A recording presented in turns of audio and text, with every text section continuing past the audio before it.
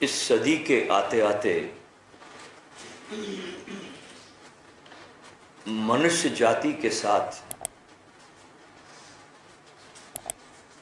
एक बहुत बड़ी दुर्घटना घट गई है, और वो ये है कि मनुष्य का बाहरी विकास तो बहुत हुआ, इतना विकास हुआ है जिसकी कल्पना भी करनी मुश्किल है। कष्ट दूर हुए, जीवन सुविधापूर्ण हुआ, लेकिन जिसके लिए विकास होना था उसका कोई विकास नहीं हुआ।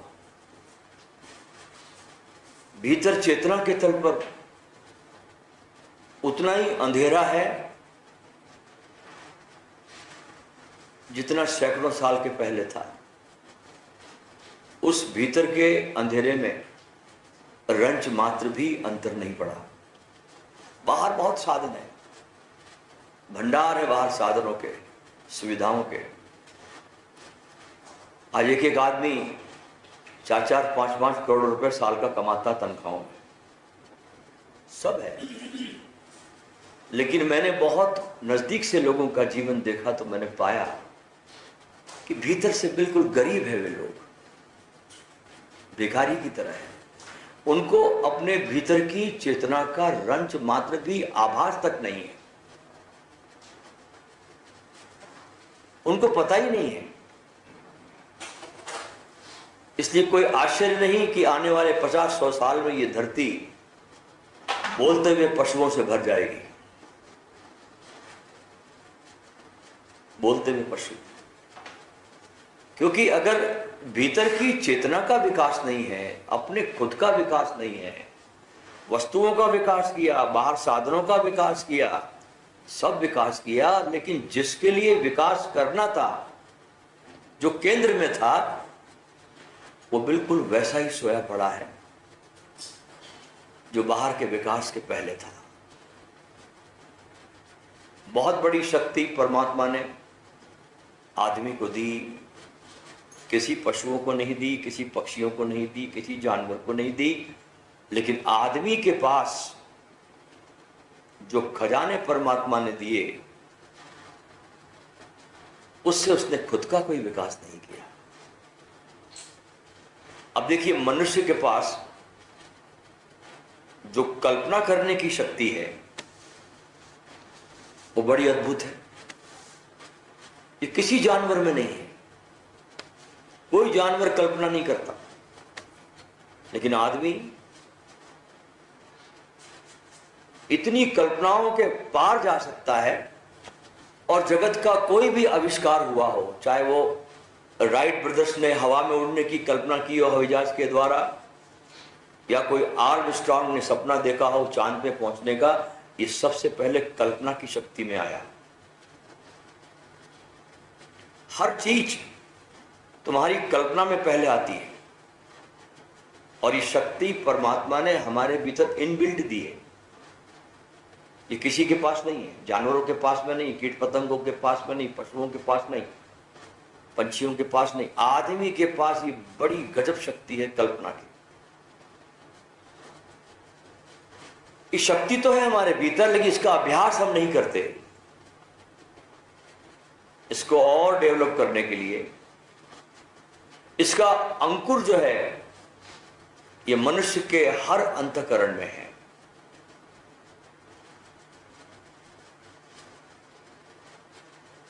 और बहुत बड़ा जादुई चमत्कार है मनुष्य के साथ ये कल्पना शक्ति का। समझो कि बहुत बड़ा एक जिन्न परमात्मा ने दे दिया आदमी को कल्पना शक्ति का, जो हमारे दिमाग में इनबिल्ट है। देखिए, दिमाग अलग है आपके पास में और मन अलग है। ऐसा समझो कि जैसे ब्रेन है आपका, वो हार्डवेयर है आज की भाषा में, और माइंड जो है वो सॉफ्टवेयर है। और कल्पना जो है ये मन की बहुत बड़ी, सबसे बड़ी शक्ति भी है, और बड़ा भारी विनाशकारी औजार भी है, दोनों साथ साथ हैं। इसी कल्पना से महाकाव्य बने। कालिदास ने मेघदूत की रचना की, व्यास ने महाभारत लिखा, इसी कल्पना के द्वारा जाकर के उपनिषदों को रचा गया, वेदों को रचा गया। पता नहीं इस शक्ति ने क्या क्या धरती को बहुत सुंदरतम चीजें दी। कल्पना ने महानतम चीजें बनाई, लेकिन इसी कल्पना ने विक्षिप्त हिटलर भी बनाया, माओ भी बनाया, मुसोलिनी को बनाया। इसी कल्पना से टेलीविजन बना, मोबाइल उपग्रह बने, और इसी कल्पना ने घातक अस्त्र शस्त्र और औजार और अभी अभी वायरस बना डाला। शक्ति कल्पना की है। जिसने भी बनाया होगा जो भी चीज, सबसे पहले कल्पना में उसकी चीज आई और कल्पना को साकार रूप उसने दिया। अच्छा, कल्पना के द्वारा हम अपने भयानक रोगों से मुक्ति भी पा सकते हैं और अपने शरीर को बीमारियों का घर भी बना सकते हैं।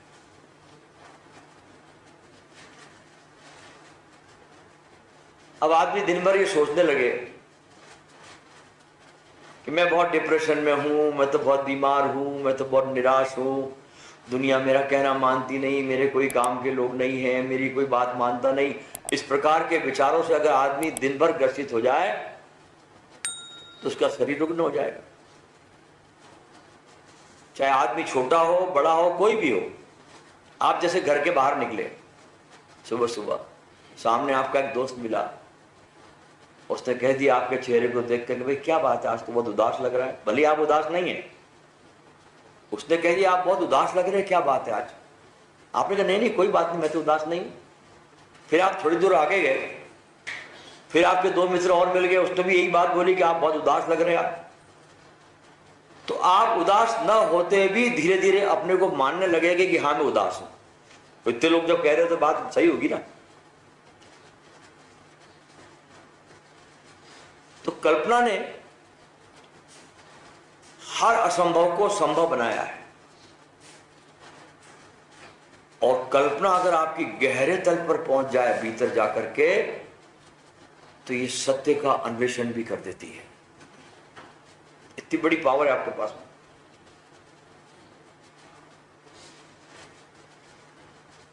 अगर किसी कुरूप आदमी को भी 10 लोग कह दे कि यार बहुत सुंदर लग रहा, तो वो सुंदर होने लगेगा, ख्याल रखना। और सुंदर से सुंदर महिला को कोई कहते कितनी खराब लग रही है, तो वो खराब होने लगेगी।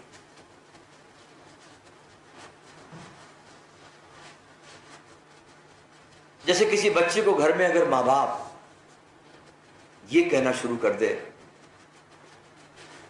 कि तू बहुत बेवकूफ है, बहुत मंद बुद्धि है, धीरे धीरे ये कल्पना बच्चा पकड़ने लगेगा और वैसा हो जाएगा।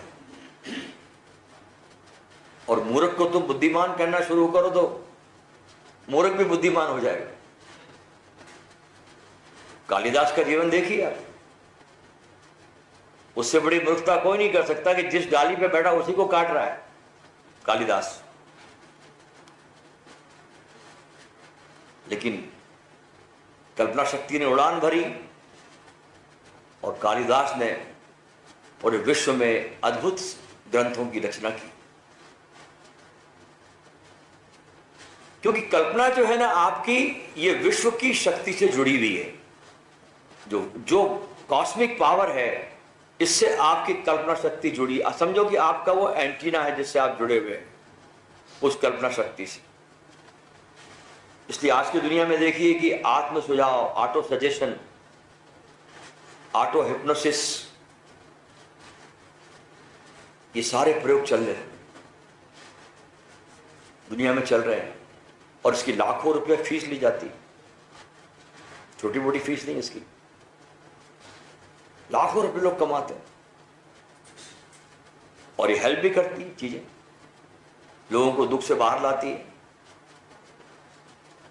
बड़े से बड़ा आविष्कार दुनिया में जब भी आया होगा दोस्तों, तो सबसे पहले कल्पना में आया। अब देखिए, इसी कल्पना शक्ति के दम पर तिब्बत में बहुत ठंड पड़ती है, -20, -30 टेम्परेचर जाता है तिब्बत में। लेकिन इसी कल्पना शक्ति के दम पर तिब्बत के लामा कुछ कल्पना के प्रयोग करके माइनस टेम्परेचर भी अपने शरीर से पसीना निकाल लेते हैं। सोचो कितना बड़ा पावर है आपके पास कल्पना का। कल्पना के प्रयोग के कुछ नियम हैं। पहले, विचार जिनकी दिशा आपकी मनचाही चीजों की तरफ हो। जो भी आप चाहेंगे कल्पना के द्वारा, आप कल्पना को उसी पर इंगित करिए। जैसा आप इंगित करोगे वैसे कल्पना साकार होगी।